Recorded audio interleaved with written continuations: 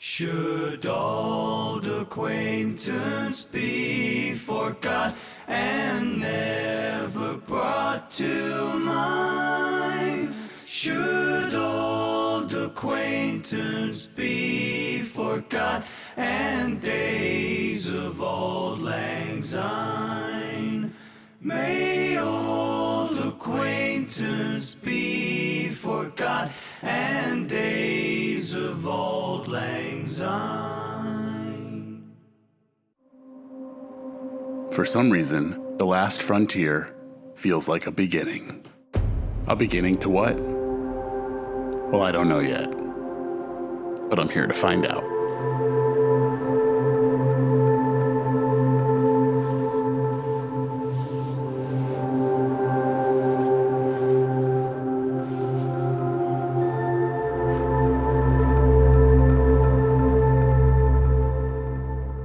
I left the lower 48 for Anchorage, Alaska, on a mission.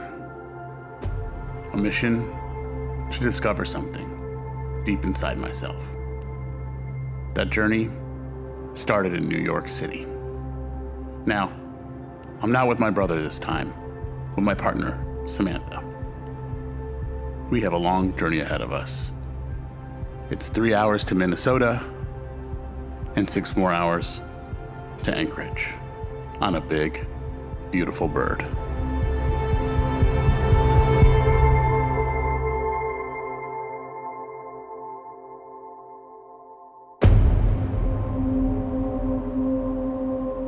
Now, it's important for me to acknowledge that the indigenous cultures of Alaska are alive and well here. And to not see it is to close your eyes, and to not feel it is to close your heart. This place belongs to the native people, and their culture is beautiful.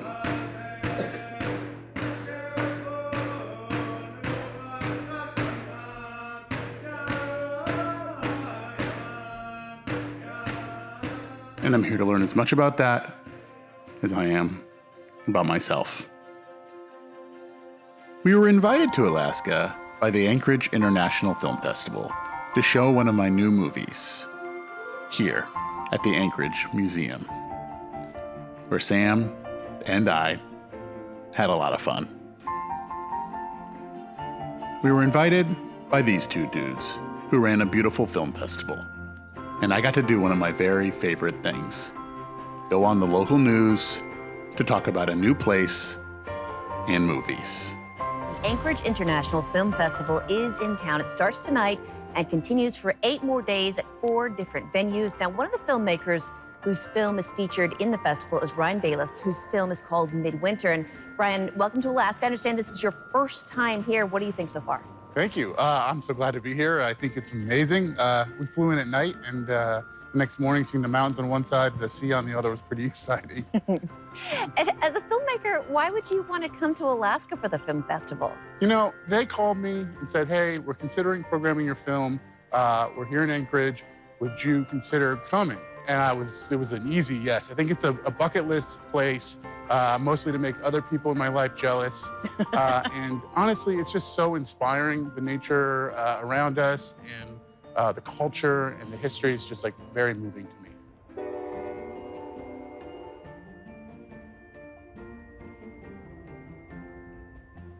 I'm gonna be honest with you. We came to Anchorage, Alaska for the film festival. I had no real intention of making an episode of Whiskeyland, but I got thirsty. It's cold here, but it's not as cold as I expected. But there's a ton of amazing whiskey. Our first stop was the Brown Jug, which is like the franchise liquor store across Alaska, and it wasn't great. They didn't have good options. But then we found an amazing place called Allocated.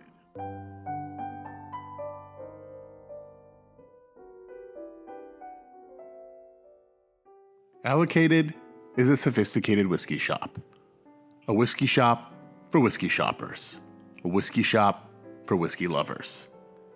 They have all kinds of store picks, barrel selects, custom finishes. They work with everybody. Well, Everyone except Buffalo Trace.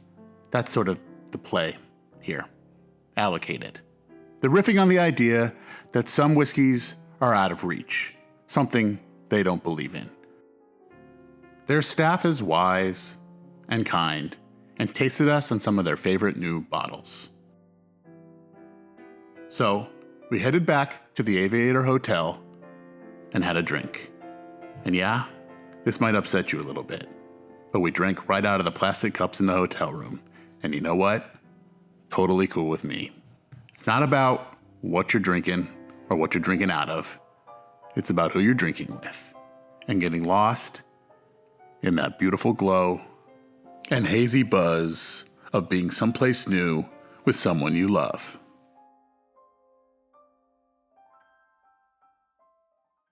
I reached out to one of the co-owners of Allocated and found out that they had another business, an Italian restaurant with one of the best whiskey bars in all of Alaska. And they were kind enough to save us a seat.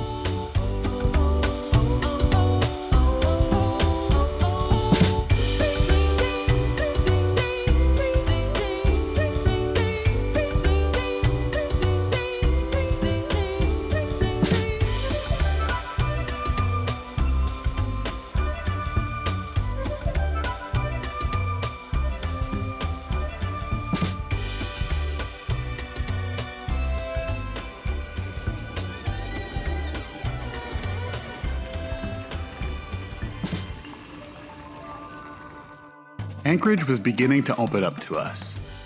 I love that. When you go to a new city and you have an idea of what it's going to be like, and then slowly it reveals its true self to you.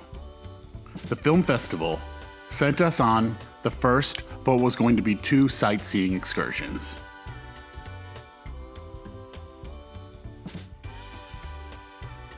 Bathed in the glow of a sun that never quite rises, we escaped the city. By bus, not airplane, for the raw landscapes of the surrounding area.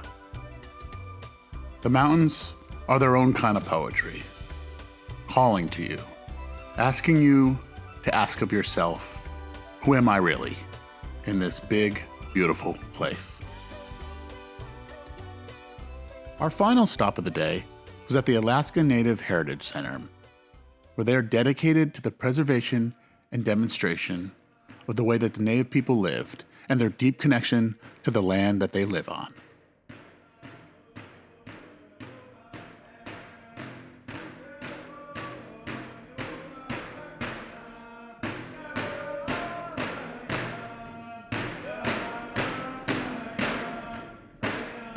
This is both a graceful dance and a show of pure athleticism. These native sports were created as an exercise to practice ways of survival. And now, these native youth Olympians can demonstrate why they are world record holders.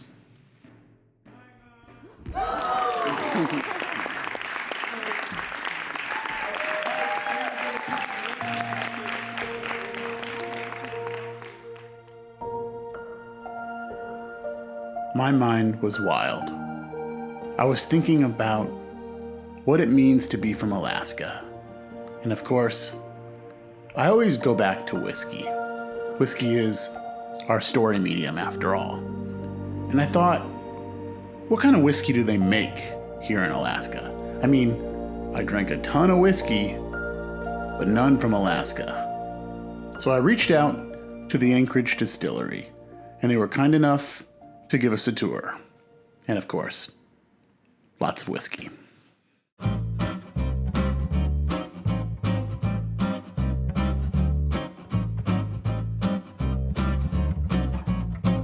It's not noon. I am the head distiller / packager / maintenance man / pest control / inventory. I basically do it all, except I don't bartend. The Anchorage Distillery is only really a few years old, and head distiller Devin Wagner has only been there for 2. He comes from beer. I started home brewing beer as soon as I turned 21. I dove into it, I brewed a lot, I made a lot of bad beer, learned a lot along the way, asked questions. I never had any formal training in brewing beer. So when I came over to this side, I really needed to kind of catch up. I had 9.5 years of beer brewing experience and 0 distilling experience. I didn't really fully understand. It's easy enough to turn on steam and run a still, but to fully understand what goes on in the process, that's what I enjoy. But this is the biggest distillery I've ever been to.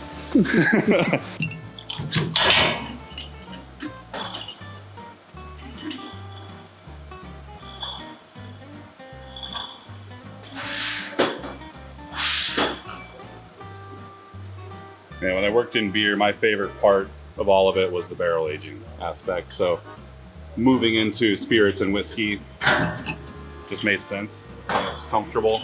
Were you a whiskey drinker before? Not too much, no. A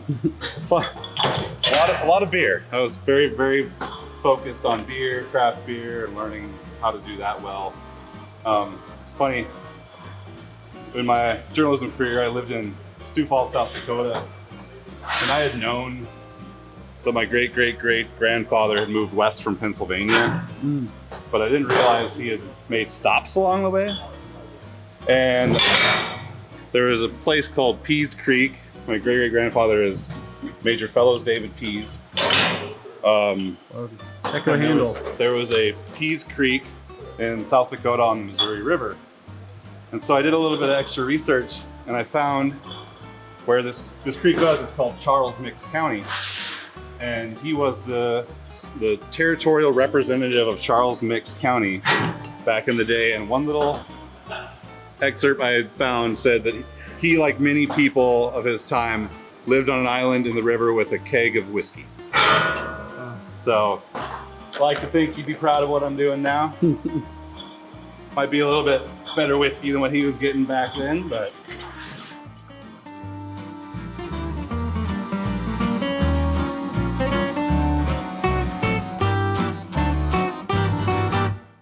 It's not easy making whiskey in Alaska. Summer is short and winter is long. It's tough to grow grain. We had a really tough time this last year. The harvest season for Alaska was awful. It was such a wet year. Our rye, I mean, we only got, maybe 4 tons? We got 4 tons out of an entire 20-ton crop just because it was so wet and didn't work out for us. So. Yeah, rye is such a tall grass, and if it gets too wet late in the season, it just lays down, and good luck combining that. It's just, you lose too much of it. But this year was great. I got to go out there and see it basically the morning that they were going to start harvesting. And I got some beautiful shots out in the valley, with mountains in the background, geese flying over me, sandhill cranes. It was a good year. These are resilient people. People who understand the power of the land. Yeah, I grew up in Montana, and our neighbors on our family ranch were some of the largest producers of malting barley for Coors. And I got to help them during harvest. So I also know what goes into doing all that and the amount of work and the labor. So I really respect our farmer, and he's a good guy. The distillery is loud and alive. They're passionate about what they're doing. It's interesting being in alcohol production and being Native American. There's not many of us. There are quite a few out there. There's becoming more, but I think we're underrepresented in the industry. It's a fine line to walk with alcohol and Native cultures. It's historically been weaponized against tribes. Addiction is a thing. It's tough. I've witnessed it myself. And that's why I'm super grateful to the Michael James Jackson Foundation for giving me a scholarship to increase my knowledge of distilling. They've given many, many scholarships out to minorities and people of color, and it's really helped get our foot in the door of this industry that's historically been white male dominated. And I think it's not just getting the job, it's telling our story.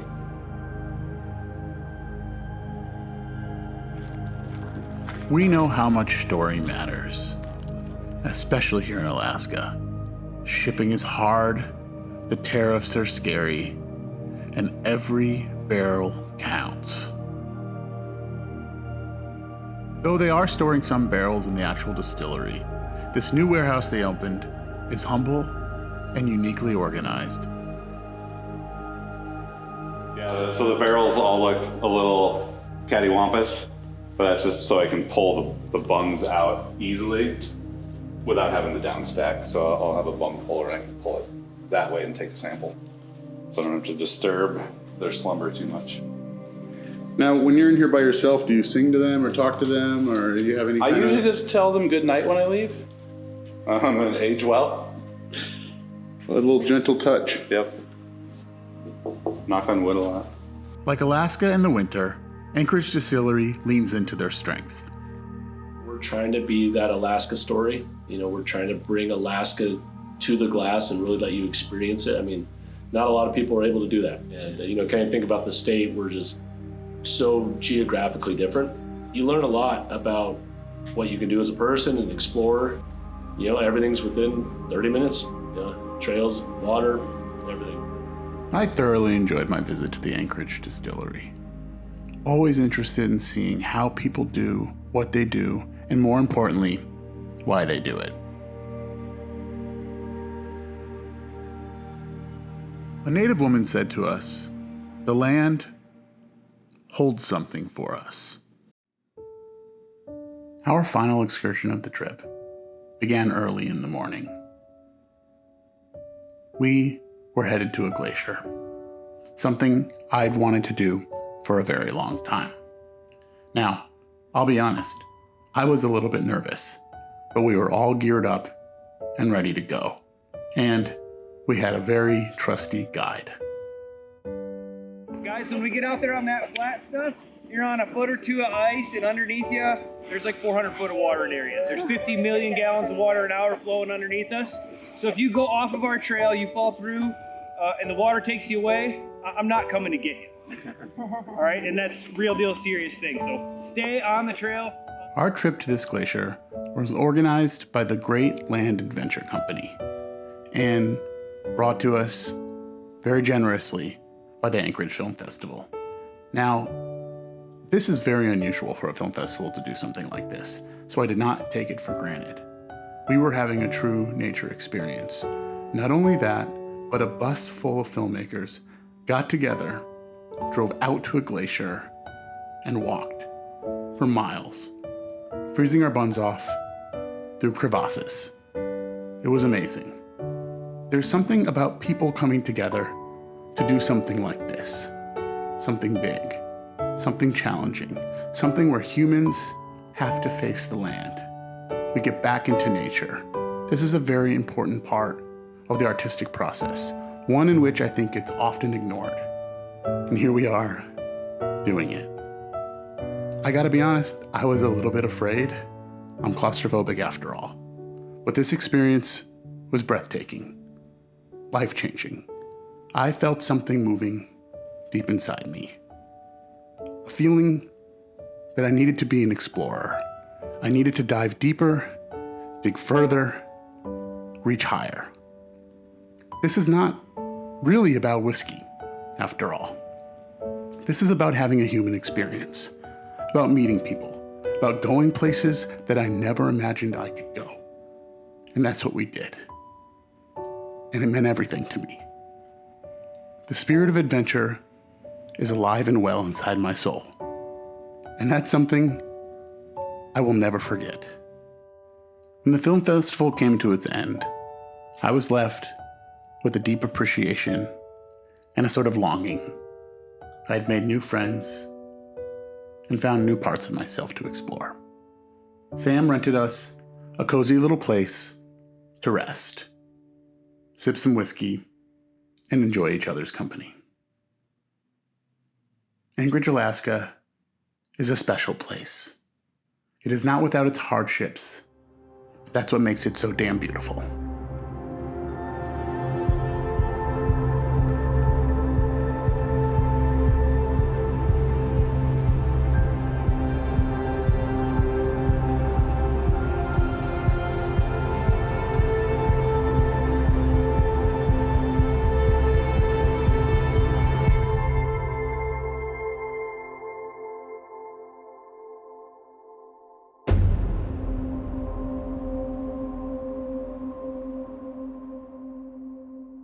Oh, yeah, I forgot.